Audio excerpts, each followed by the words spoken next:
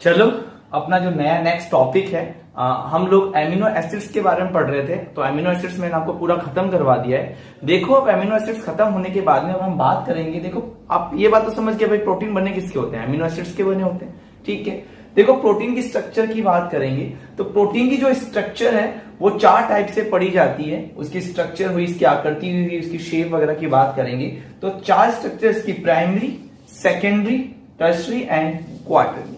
चलिए प्राथमिक स्ट्रक्चर होती क्या है?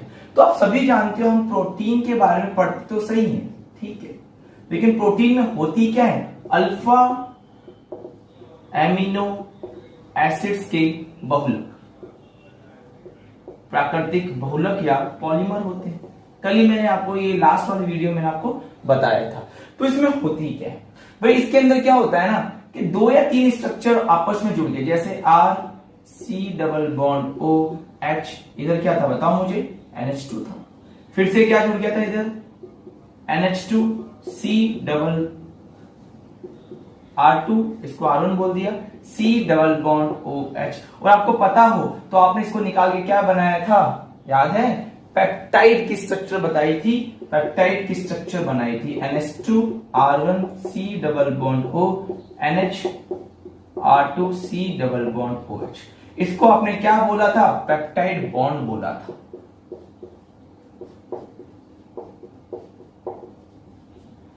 समझ में आ गई यहां तक बात? तो देखो इस प्राइमरी स्ट्रक्चर में होता है क्या है, ऐसे बहुत सारे एमिनो एसिड्स आपस में एक लंबी स्ट्रक्चर में जुड़ते हैं, लंबी चेन में जुड़ते हैं, एक रेखीय श्रृंखला में आपस में जुड़ते हैं और क्या बनाते हैं? पेप्टाइड। तो हम इसके अंदर बोलते हैं क्या है? तो बहुत ही सिंपल इसकी डेफिनेशन ये हो गई है कि प्राइमरी स्ट्रक्चर में अल्फा एमिनो एसिड्स और उनके पॉलीपेप्टाइड या पेप्टाइड चेन एक विक्रम में, एक चेन में अगर आपस में जुड़ जाते हैं तो उस स्ट्रक्चर को हम क्या बोलते हैं? प्राइमरी स्ट्रक्चर बोलते हैं। समझना बहुत ही इंपॉर्टेंट है एग्जाम के लहजे से। सेकेंडरी स्ट्रक्चर की अगर बात की जाए, सेकेंडरी स्ट्रक्चर है ना, हिंदी मीडियम है, द्वितीयक संरचना।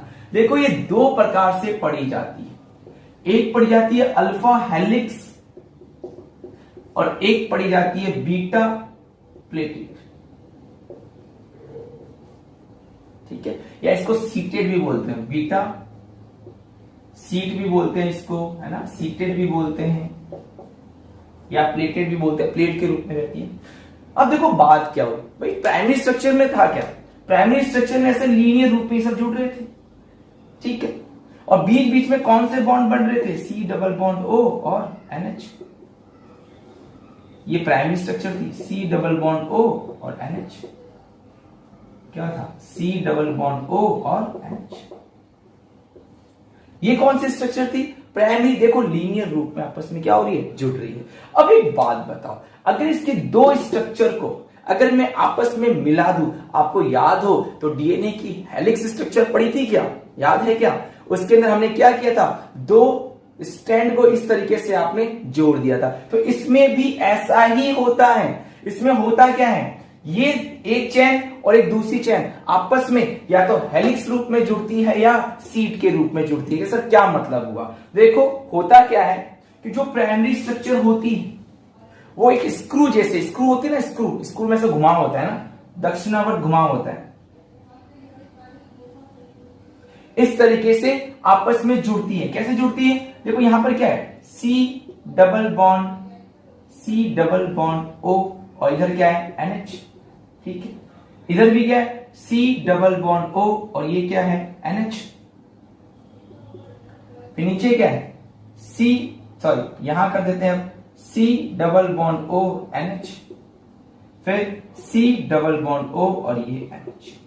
तो आप देख रहे हो ये इस तरीके से जुड़ तो जाते हैं। और देखो ये ऑक्सीजन हाइड्रोजन साथ क्या बनाता है? Hydrogen bonding. क्या बना रहा है? Hydrogen bonding. क्या बना रहा है? Hydrogen bonding. समझ में आ गई बात? तो हम क्या बोलते हैं? अगर एक ये स्क्रू की तरह हो जाए, कौन? प्राइमरी स्ट्रक्चर जब आपस में किस तरह हो जाए? स्क्रू की तरह हो जाए और इसके अंदर कैसी बॉन्डिंग हो? Hydrogen bonding. किसके किसके बीच में हो? कार्बोनाइल के बीच में और NH के बीच में। और इसकी बात कर रहा हूं कार्बोनाइल के बीच में या NH के बीच में क्या बना ले, ये हाइड्रोजन बॉन्डिंग बना ले। समझ में आ गई इसकी स्ट्रक्चर, ठीक है। अब बात करते हैं बीटा सीटेड। अब तो बीटा सीटेड में क्या होगा, सिंपल है, ये किसकी तरह होगी, सीट की तरह होगी। देखो किसकी तरह होगी, ये सीट की तरह होगी। लो भैया सीट की तरह होगी, और सीट की तरह जैसी होगी तो तुम समझ गए होंगे यहां पर क्या है, C double bond O NH।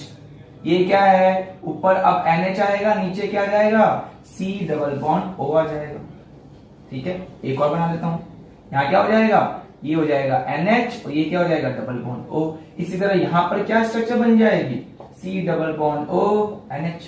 यहां क्या हो जाएगा, C NH double bond O, और यहां क्या हो जाएगा, C NH double bond O। समझ में आ रहा है, C डबल NH कहां से लेके आ रहा हूं, है ना, पेप्टाइड बॉन्ड है ये।